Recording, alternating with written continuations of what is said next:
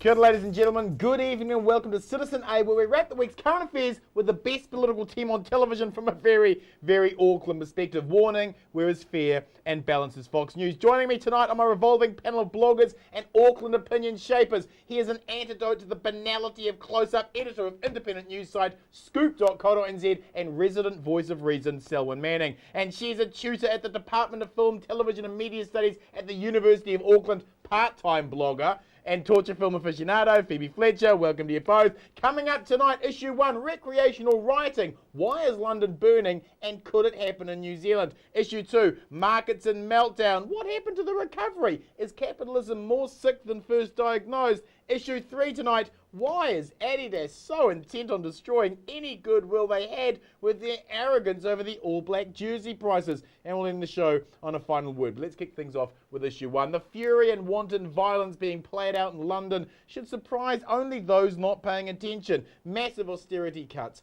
grinding poverty and a youth unemployment rate have all combined to create an environment ripe for rioting. The question is, could it happen here? Selwyn, why are relatively well-off Western youth adopting the same social networking tactics as those in the Middle East to destroy their own neighbourhoods? What are they rioting for? Well, it's a complex thing. It's not just one socio-economic kind of grouping here. You know, we can clearly see that. It's not just one ethnicity that's kind of been doing this. It is right across the board. You know, if you look at the fundamental problems of it, there are probably going to be many. But I think the challenge is for everybody to look at those causes of this as opposed to just the news items and just the response. I think, you know, when these types of things happen, it is usually some sort of estrangement kind of factor that is underlying it all. There's a place perhaps to say where, you know, it's early days on this issue, but perhaps it is that there is a root cause that is being stimulated by the policies of this. You know, if you look at Tottenham, The Guardian did a great piece this week in looking at that, and it showed that 75% of the youth funding that went across to the youth clubs in Tottenham was canned, and that many of them had closed down. 2 weeks before these riots, youth were saying to The Guardian in the UK that there's going to be a riot and it's going to be big. People are pissed off. That's right, exactly. Phoebe, the death of father of 4 Mark Duggan, whom the UK police originally attempted to insinuate had shot first when evidence clearly shows he did not, and the manner in which the UK police disrespected the family by not even bothering to show up to receive them when they arrived to protest Mark's death, have all been forgotten in the wake of the destruction. If we're to understand why all this happened, surely the heavy-handed tactics of police that sparked this need to be examined. Riots don't just happen in a vacuum, do they? No, they don't, and I think it's essential here to throw out the question of whether you think it's right or wrong and look at the situation. How can the situation be resolved? Okay, we need to look from an objective sociological perspective, because simply berating people is not going to solve the issue. You speak of The Guardian, Selwyn. I remember reading articles a couple of months ago in The Guardian where they were saying we've got similar levels of youth unemployment to the Middle East. You know, we need to be wary of what's going on here. In New Zealand, it's 28%. That's right. And I think what you've got is the estate factor. Okay, we only have one sort of estate in New Zealand, that's Talbot Park, and they have already experienced the same kind of problems with youth gangs. And that was, you know, something that was put to be as a kind of model for housing.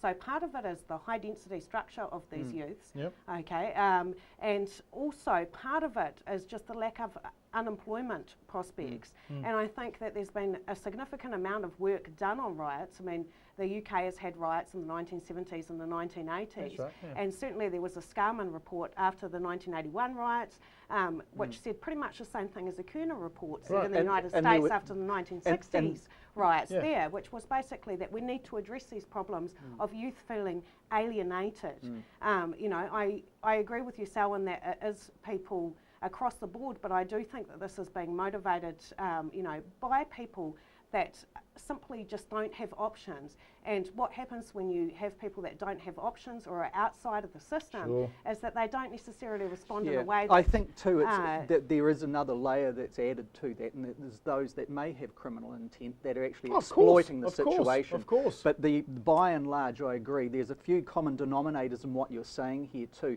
that there were conservative policies of slash and burn.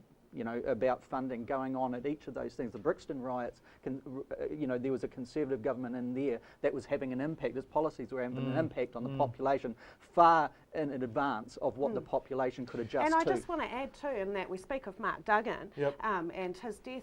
I mean, one thing that hasn't really been spoken about much in the media was a YouTube viral video of there was a peaceful protest about Duggan's death. That's right. And there was a 16-year-old girl that was beaten up by the police. That's and right, that that's went right, viral that's on right, YouTube. that's and right, that is that's one right. of the incendiary causes of these riots. Not even mentioned and, now. Not you even know, mentioned we now. know from academics that have worked on riots, we know from previous experience of riots, there have been hundreds of riots throughout the world, throughout history. This is not a unique Yep. event. So, UK police have been criticised for not being tough enough during the riots.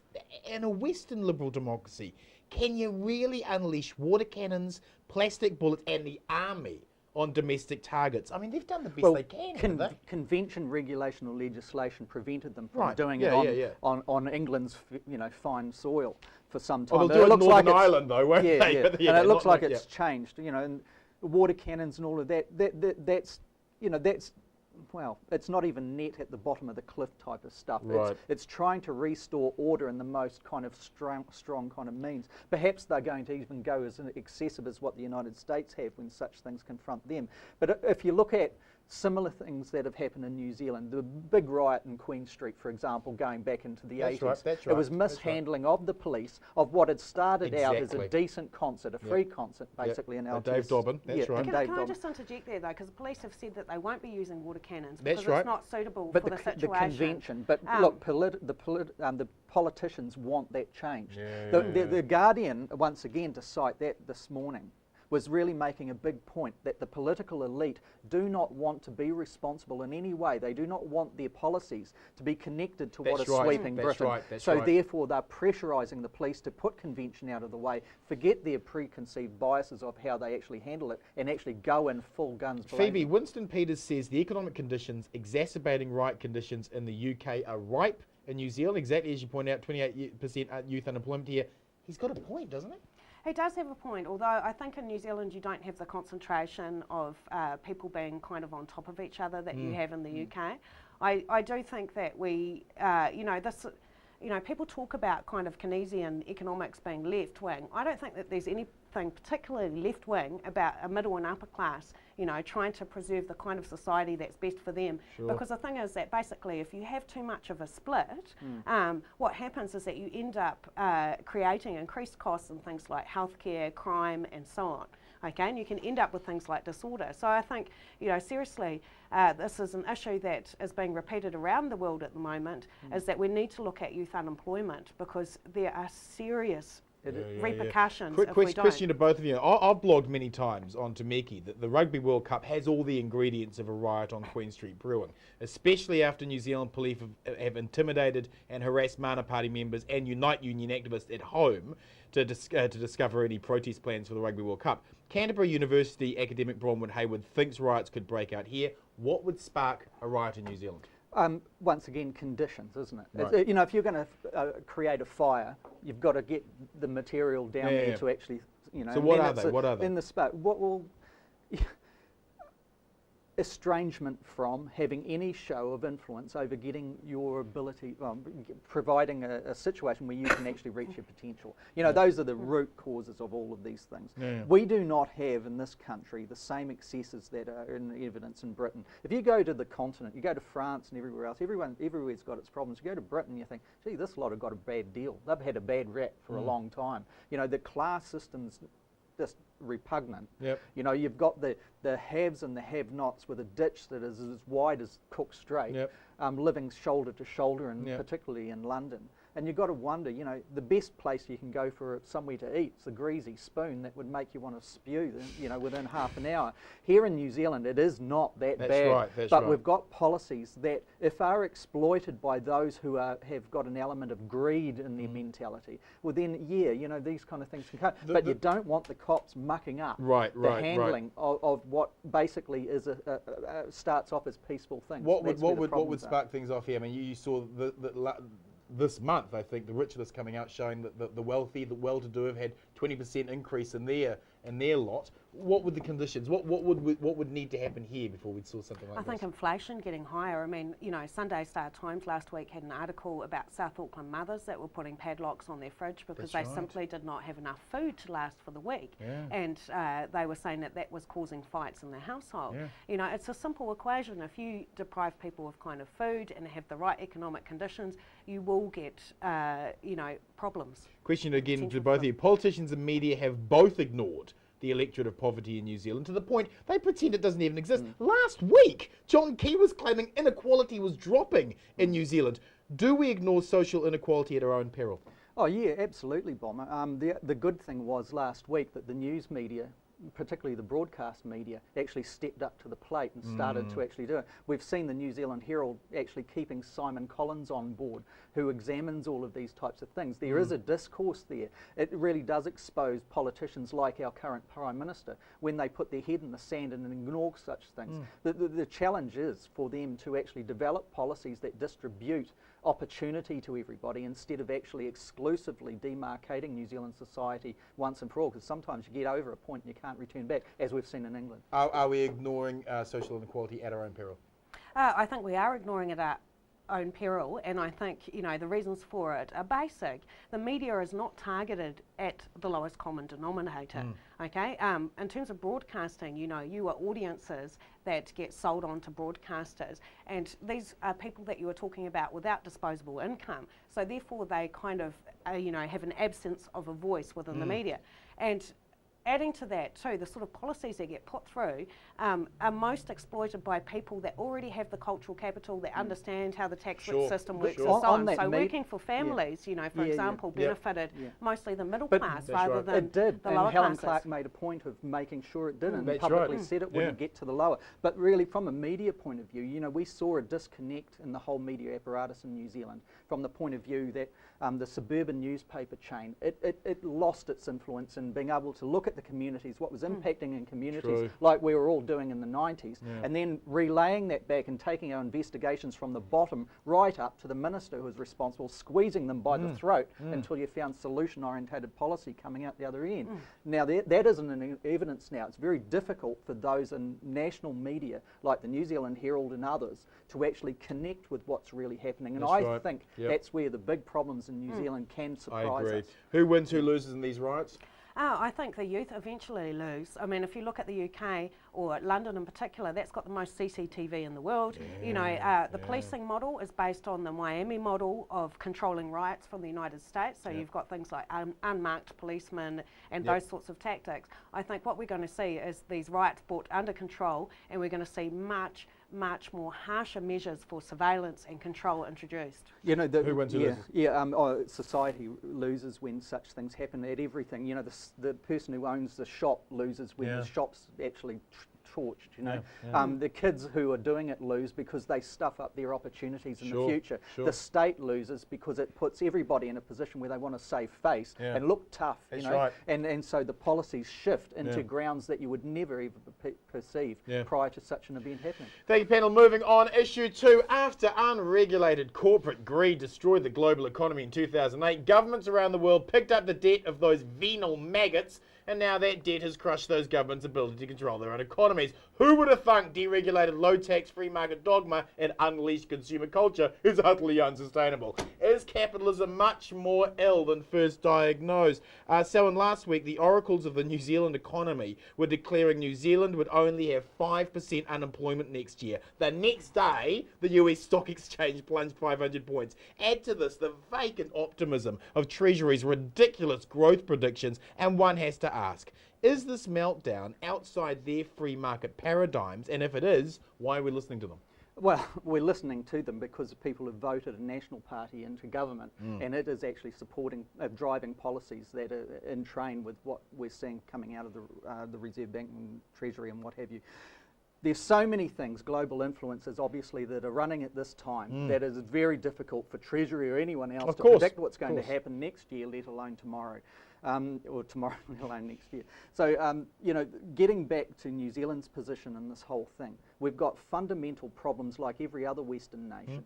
We have got one saviour, and that's basically that our trade interests are very much aligned to Australia and other economies that are connected to China and China itself. Right. And what we can see are patterns throughout the globe, particularly in the last 2 weeks, where currency fluctuations and stock fluctuations have been most devastating for those economies that are closely aligned to the euro and the United States. That's right. In some ways, you could kind of see that if our government has actually got some savvy, it may work actually into a closer relationship and disattachment. So closer relationship to those other economies in Southeast Asia, to pick up Bulger's old tune from going back to the 90s, and de-invest its influence from the other side. Can I just interject there, though, to say that, the idea that China is stable, I mean, one of the things that has come out this week is that it looks like, the conditions are there for riots in China. This is one of the things they've been discussing because food has now reached 65% of their household budget. That's right. So while China's middle classes and upper classes might be doing the very peasants well, may revolt. everyone is fragile at the moment. The Eurozone is totally fragile. There's just Phoebe, no I government kind of get the bonds that feeling are that worth any money. it is going to remain fragile until the underlying causes of this whole global problem are addressed. Absolutely. I think capitalism as a term is redundant. Yep. Even those that are under a one-party dictatorship in this world do not embrace anti-capitalist type policies. Sure. There's the export of commodity and commerce and everything coming out of these dragon economies, for example. But the neoliberal element of the it neoliberal is the problem, is what right? I would say is fundamentally flawed. Now, one of the ideals of that obviously is market-driven freedom. That's right. That's right. And the credit, the availability of credit in large proportions compared to actually asset ownership is what's driving and has driven this whole thing right from the start.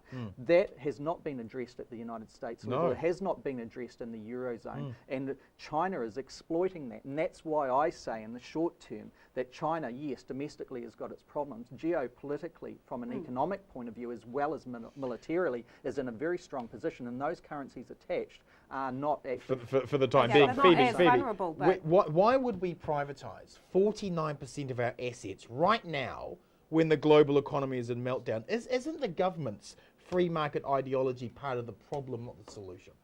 I think we need to be very, very careful with what we're doing at the moment. I think, this idea that we've learnt from 2008 and 2009 that John Key and Bill English keep saying, New Zealanders need to be aware that it is the Prime Minister's job to say, have faith in the economy, okay? He can't go out there and but say... also to throw some direction and confidence into He it needs too. to throw some direction and confidence to the people, as Selwyn says. But we are at the mercy of global markets at the moment. If you look at most economists, there's a huge debate going on over whether this is a new normal. That's right, that's right. Or whether this is the beginning of a new the next correction. dip. Yeah. Well, Okay? I suggest we are moving into, we saw the social democratic countries move to a third way of politics, in the 80s and 90s. Bill Clinton, Gerhard Schroeder in Germany, and others. New Zealand, to a degree, under the Clark Alliance kind of government when it came into power. What I'm kind of picking up is like a fourth way. It's almost an economic adjustment. Keynesian politics, Bretton Woods and all of those, they were solutions of that time. Yep. This is something quite different. Okay, their solutions are not obviously in evidence yet. It may be interventionist, but their solutions have not been identified globally that is going to influence a recovery that's sustainable and benefiting to the people. Yeah, that's one of the things that the economists are saying at the moment is that, like China's saying we need an international committee to regulate the US dollar. Well, because it affects that's everyone making a so move much. here. But we've got economists, for example, like Andrew Lowe at MIT, that is saying this could be the straw that broke the camel's back. The US has run out of options, right? They've, set their interest at zero, and basically there are no more legislative manoeuvres. So it's a very setting difficult at situation zero to get out of. obviously gets a confidence response from the money markets and those investing in currencies in particular, but it doesn't address the underlying problem of availability of credit to those who are basically stacked in debt. Question to both of you. It wasn't until the late 1930s that the full social impact of the 29 collapse was felt. President Hoover would endlessly proclaim prosperity is just around the corner. talk of a recovery after this week is a joke, isn't it? We're in for something much more profound here, aren't we? You know, Bomber, I've seen a lot of writing, you included, about the double dip, Yep. you know, coming. I think it's not so much a double dip, but one of a roller coaster that is not going to stop for some time. You know, think beyond double dip here. Yeah, We're actually getting into patterns of global economy that is unpredictable. For some, you can see they exploit the situation. Sure, We can yep. see, The for a slight speculators. tangent, Yep, you know, yep. the New Zealand currency is open to that. We're far up above. We're punching above our weight as far as against the US dollar. The fluctuations are huge, so therefore it's open to exploitation from the overseas, you know, investors. That's where the New Zealand problem is relating to its currency, and that, of course, bites into its ability to continue Sure. to sustain its export-led recovery. We're in for something much bigger here, aren't we? I think we are, and you know, I think this, you know, there are indicators of this. Things like, you know, for example, the national-led government wasn't too into KiwiSaver. Now we're seeing saying that we may need to make KiwiSaver No, that's compulsory. Compulsory, that's right. You know, and this is a recognition that we actually need to deal with, you know, private savings. We need to be able to rebuff ourselves against these problems. in the Another question. economy, Another 'cause we're question. gonna see How more long? contractions and risk aversion? How long can America maintain its role as the planet's sovereign currency before China challenges them outright for it? What's the time scale here? Phoebe touched on a thing. I think China's making its move now. You know, if you looked at the opportunity for China, its export of its own currency and economic kind of strategies. The time is now. The United States is At its weakest. The United States, we've got to remember, is a robust domestic consuming economy. If it gets its fundamental problems corrected, it can come recover back. extremely Yep, quickly. yep, yep. China's got its opportunity to make a move now. We saw it with the Gulf states, you know, That's right. before Iraq. Yeah. Um, Talking about saying, the euro as the new. well, as the talking new. about some currency that perhaps they would dominate. Then we Yeah. saw the euro come through from the eurozone as being potentially an alternative to the US. But this is all very predictable. The United States collapse on many layers, notwithstanding the problems that it did on going out on a limb and fighting two major wars on two flanks Yep. and consuming every dollar that they had in surplus. How long can and America more. maintain its position? I agree with Selwyn. I mean, if the conditions are right, the US can recover quite fast. But what we're seeing at the moment is major problems in the Eurozone. So, for example, Sarkozy has gone back for an emergency meeting. Yeah. You've got Spain at 20% unemployment. Yep. You've got Spain, Portugal and Greece, you know, threatening to kind of pull down the Eurozone. I think we are going to see the rise of China and India as economies. And how now. that impacts but the back writing on has been Auckland. on the wall for that You know, for how many does it years now. impact back here in Auckland on the streets here is basically you need confidence to progress. That's right. You know, that's right. and so everything on these big picture items, they come back to hit us in the back pocket. Final question: is the Washington Consensus economic hegemony in decline? Yes. Yeah. Thank you, panel. Moving on with issue 3 tonight. American Embassy won't like that one. Adidas have managed to exhibit all the morality of Mexican drug cartels by selling all black jerseys at $220 a pop here, while they can be bought overseas far cheaper, simply because we're rugby fanatics. Is this corporate arrogance, or do we need to accept the All Blacks stopped being a national icon and started being a corporate franchise some time ago? Selwyn, Adidas have been forced to dump their launch party this week because of the massive backlash. Have they managed this appallingly? Oh, yes. And its attempt to kind of address that was pretty lame last night on both of the major networks. Campbell Live in particular I thought was great. At least he had them out in the street. Yeah. You know, and you were kind of getting a bit of a dialogue there, and I thought he was really putting it to them. You know, what the biggest message that you got after a week of silence was that, well, New Zealand, there's a strong demand for these jerseys here in New Zealand, but it's a small market, so Yeah. therefore that pushes the prices up. Whereas in the United States, you got the ability to peddle a lot to a big market. Sure. You know, so they're saying that, so they are cheaper there, but it didn't kind of make any address. But what this whole thing was bizarre from my point of view was then we saw the Prime Minister, who supposedly leads a party that believes in the market, believes in this neoliberal kind of approach to such things, that if there is a demand for things, well then people have a right to actually drive the thing up. And he said, if you're digging yourself into a hole, you should stop digging. I mean, what kind of signal is he abandoning his ideology and his business kind I of don't think he experience? has any ideology. Phoebe, what I don't get is that the New Zealand market must be tiny, so the ill will created for a minimum profit margin just comes across as corporate arrogance, doesn't it? It does. It's bad public relations on all fronts. I don't think you could say that this is a campaign well handled, especially with something like rugby, where rugby, you know, as a sport has embedded in it those kind of notions of egalitarianism, because from the beginning it didn't have those kind of class qualities as cricket. Yeah. You know, but I guess in essence the Rugby World Cup is priced above what a lot of people might absolutely. be able to afford Despite anyway. all the public money going into it, and That's despite right. all this development of Eden Park that we spoke about last week. But you know, the other very strange thing is, you know, Adidas pulling the pin on this big flash soiree that they were having, right, you know, this to week, that's celebrate right. Black is Beautiful. Yeah. You know, what signals does that give out? I mean, Adidas says it is not to be interpreted as it backing out of its commitment to New Zealand sport, rugby or the All Blacks. But at the same time, what is that all about? I mean, you only got to think, well, if someone cancels a party because they're pissed off with the people they've invited, well, That's true. well what signals that go? It says they don't like you anymore and they're going to go somewhere else next time. Question to both of you. Seeing as Adidas seems to be the choice of sportswear for most British rioters, do we really want them associating with the All Blacks? No. Who wins, who loses in this Adidas fiasco? Adidas. Adidas by Obviously, a yeah. fairly large By a mile. very large Oh, margin, yeah. and the poor people who have still got to fork out if they're so Deliriously in love with the All Blacks, deliriously, that's a better $120. word, you know. Let's wrap the show with last word. Selwyn, your last word this week. Yeah, my last word is, you know, about the New Zealand politicians and policy makers really do have an opportunity here to look at what is happening in Britain. You know, there's a part in our national anthem, you know, about it being good and great and all of this type of thing, and it makes a big point about being equal, you know, and everybody here basically having a platform of being equal. Well, why don't we actually make some serious kind of efforts in making sure that's the case? Why don't we stop creating taxation kind of policies that distribute wealth to the most wealthy instead of giving opportunity to all? Why don't we actually allow women, for example, who often are very high in getting, going into tertiary education after 55, to have the same right as being able to get student loans to be able to do that?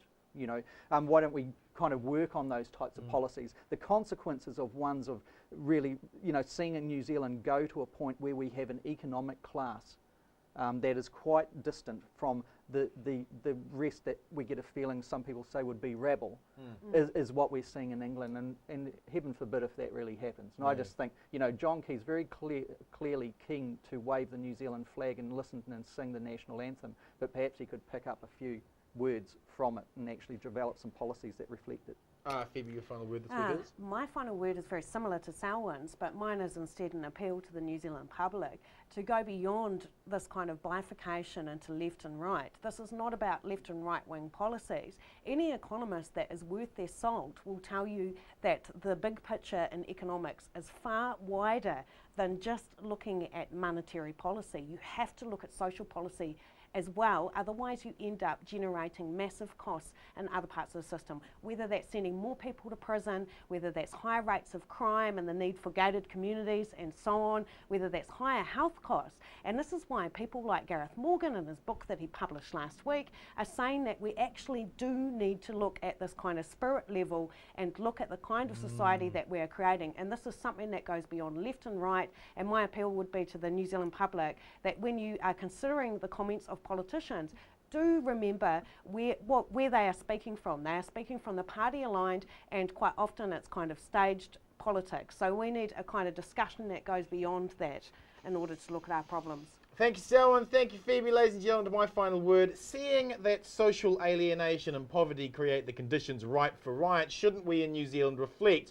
upon the draconian austerity measures our own government are adopting? The Benny bashing media this week attempted to convince New Zealanders that most beneficiaries are frauds after Paula Bennett released figures claiming vicious new restrictions had caught many out as ineligible. What Paula doesn't acknowledge is that these new eligibility criteria are actually designed not to help people find work, they are simply there to throw as many off the benefit as possible while making those who are cut off invisible to official stats. Paula is hiding the electorate of poverty, not helping it. The promise of democracy is that you can look into the face of your child and know they will get a better deal than you did. When democracy can't promise that because the economy has been crashed by corporate greed, people riot. You reap what you sow. If you like tonight's show, please join our Citizen A Facebook site and connect with other like-minded new citizens, and follow me on my Citizen Bomber Twitter and Facebook page. Thanks for watching, whānau. Good night, Aotearoa.